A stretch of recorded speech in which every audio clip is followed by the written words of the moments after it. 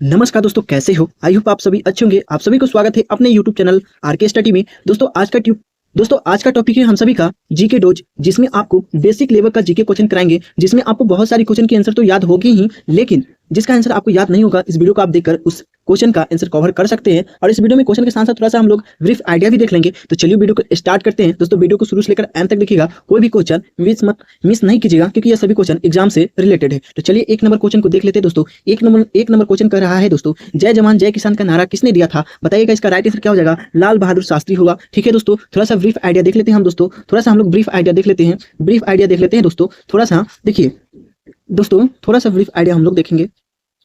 दोस्तों श्री लाल बहादुर शास्त्री का जन्म 2 अक्टूबर 1904 को उत्तर प्रदेश के वाराणसी से 7 मील दूर एक छोटे से रेलवे टाउन मुगलसराय में हुआ था। ठीक है दोस्तों, उनके पिता एक स्कूल शिक्षक थे। जब जब लाल बहादुर शास्त्री केवल 1.5 वर्ष के थे, तभी उनके पिता का देहांत हो गया। दोस्तों बहुत ही दुख की बात है, जब लाल बहादुर शास्त्री बहुत ही छोटे थे तभी उनके पिता का देहांत हो जाता है। तो उस समय हम समझ सकते हैं कि उन पे क्या बीता होगा। तब उनके माँ अपने तीनों बच्चों को साथ में अपने पिता के घर जाकर बस गए। यानी लाल बहादुर शास्त्री का कितने भाई थे? तो 3 थे। ठीक है, चलिए आगे देख लेते हैं इसी तरह से क्वेश्चन को। क्वेश्चन नंबर 2 देखते हैं दोस्तों। बहुत ही इंपॉर्टेंट क्वेश्चन है और इसका आंसर आपको याद होना चाहिए। दोस्तों क्वेश्चन कर रहा है दोस्तों, 2 नंबर क्वेश्चन कर रहा है, संविधान सभा का अस्थायी अध्यक्ष कौन था? दोस्तों क्वेश्चन कर रहा है, संविधान सभा का अस्थायी अध्यक्ष कौन था? बताइएगा। तो इसका राइट आंसर हो जाएगा डॉक्टर राजेंद्र प्रसाद। ठीक है दोस्तों, थोड़ा सा हम लोग ब्रीफ आइडिया देखते हैं। भारत के प्रथम राष्ट्रपति डॉक्टर राजेंद्र प्रसाद थे। भारत के प्रथम भी राष्ट्रपति कौन थे? तो डॉक्टर राजेंद्र प्रसाद। ये भी क्वेश्चन पूछता है तो आप फटाक से कर लीजिएगा। दोस्तों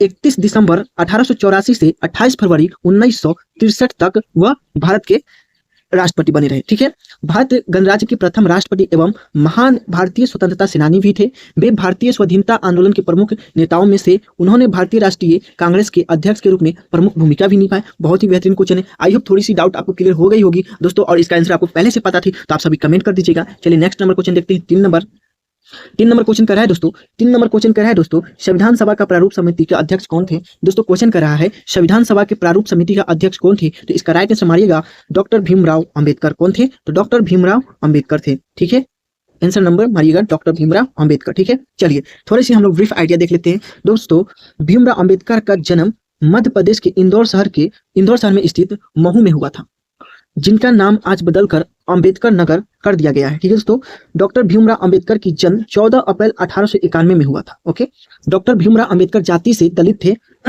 उनके जाति को अछूत देखिए, उनकी जाति को अछूत जाति माना जाता था, इसलिए उनका बचपन बहुत ही मुश्किल व्यतीत हुआ था। बहुत दुख की बात है दोस्तों, किसी भी व्यक्ति के साथ अगर छुआछूत की बात आती है और पढ़ने का अधिकार नहीं दिया जाता है तो कितना दुख की बात है। ये सभी लड़ाई करके ही हम सभी को आज शिक्षा का अधिकार प्राप्त प्रदान किए हुए। ये व्यक्ति बहुत ही धन है, महान है हमारे लिए।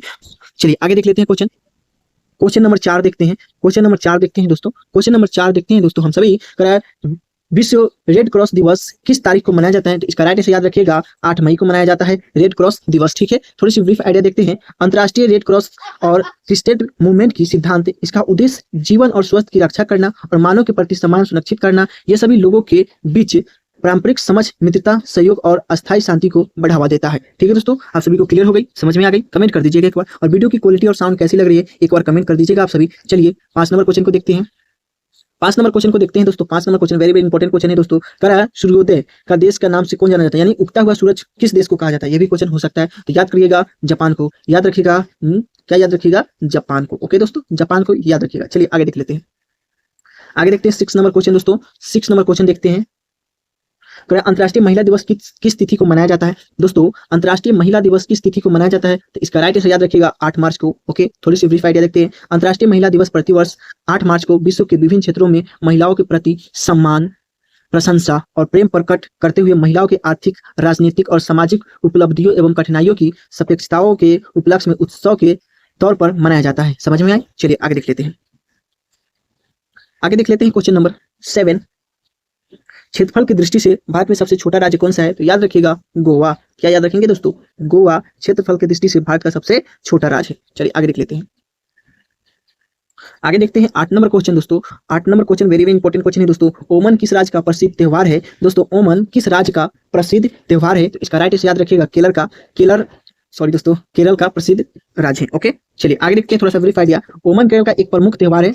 ओमन का उत्सव चिंगम मांस के भगवान वावन की जयंती और राजा बलि के स्वागत में प्रतिवर्ष आयोजित किया जाता है, जो 10 दिनों तक चलता है। ठीक है दोस्तों, केरल के एकमात्र वावन मंदिर से प्रारंभ होता है। ओके, चलिए आगे देखते हैं इसी तरह से क्वेश्चन को। 9 नंबर क्वेश्चन को देखते हैं दोस्तों। 9 नंबर क्वेश्चन क्या कह रहा है दोस्तों, दिल्ली भारत की राजधानी कब बना था? तो इसका याद रखिएगा, 1911 में दिल्ली भारत का राजधानी बना था। चलिए आगे देखते हैं 10 नंबर क्वेश्चन। 10 नंबर क्वेश्चन देखते हैं, सबसे चमकीला ग्रह कौन सा है? सबसे चमकीला ग्रह कौन सा है? तो याद रखिएगा शुक्र है। शुक्र है दोस्तों, शुक्र है सबसे चमकीला ग्रह। शुक्र इतना चमकीला है क्योंकि इसके घने बादल उस तक पहुंचने वाले अधिकांश सूर्य के प्रकाश लगभग 70% को वापस अंतरिक्ष में परावर्तित कर देता है। ठीक है, क्योंकि यह पृथ्वी का सबसे निकट ग्रह है। ओके, सबसे पृथ्वी का अगर निकट ग्रह पूछता है तो आप लोग क्या लिखेगा? शुक्र। क्या होगा? शुक्र। ये सभी क्वेश्चन आपको वीवीआई और इंपोर्टेंट है, तो ये सभी क्वेश्चन को आपको याद रखनी है। ये सभी क्वेश्चन को आपको याद रखनी है। चलिए आगे देखते हैं। आगे देखते हैं दोस्तों, आगे देखते हैं, करा 11 नंबर क्वेश्चन कर रहा है दोस्तों, भारत का राष्ट्रीय पशु कौन सा है? याद होना चाहिए, बाघ है। क्या है दोस्तों? बाघ। ठीक है, भारत का राष्ट्रीय पशु कौन सा है? मारिएगा, बाघ। चलिए आगे देखते हैं।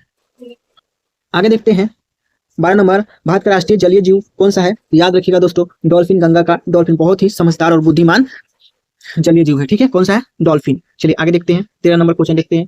13 नंबर क्वेश्चन देखते हैं। 13 नंबर दोस्तों क्वेश्चन देखते हैं, भारत का राष्ट्रीय फल कौन सा है? तो याद रखिएगा, आम है। भारत का राष्ट्रीय फल कौन सा है? तो आम है। राष्ट्रीय फल कौन सा है? तो आम है। ये सभी क्वेश्चन आपको याद रखनी है।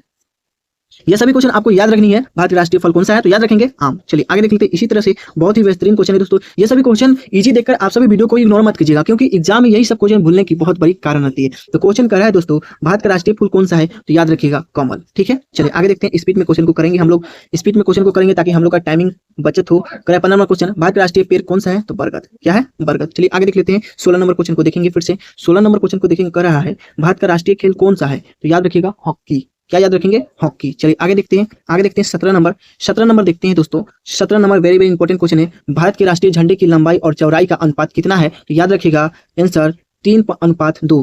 3 कितना होगा? 2। ठीक है, चलिए आगे देखते हैं। 18 नंबर क्वेश्चन को देखते हैं। 18 नंबर क्वेश्चन को देखते हैं दोस्तों, भारत का राष्ट्रीय गान किसने लिखा? तो रविंद्रनाथ टैगोर ने लिखे थे भारत का राष्ट्रीय गान, जी, जो कि जन गण मन है। चलिए आगे देखते हैं 19 नंबर क्वेश्चन, जो कि हमारे लास्ट क्वेश्चन है और ये भी बहुत इंपॉर्टेंट क्वेश्चन है, भारत का राष्ट्रीय गीत कौन सा है? तो याद रखिएगा, वंदे मातरम। दोस्तों आई होप वीडियो की क्वालिटी और साउंड अच्छी लगी तो please like, subscribe and share कीजिएगा। दोस्तों आप लोग अपने भाई को सपोर्ट कीजिए, बहुत ही सपोर्ट की जरूरी है। तो मिलते हैं अगले वीडियो में, तब तक के लिए मेरे दोस्त, धन्यवाद।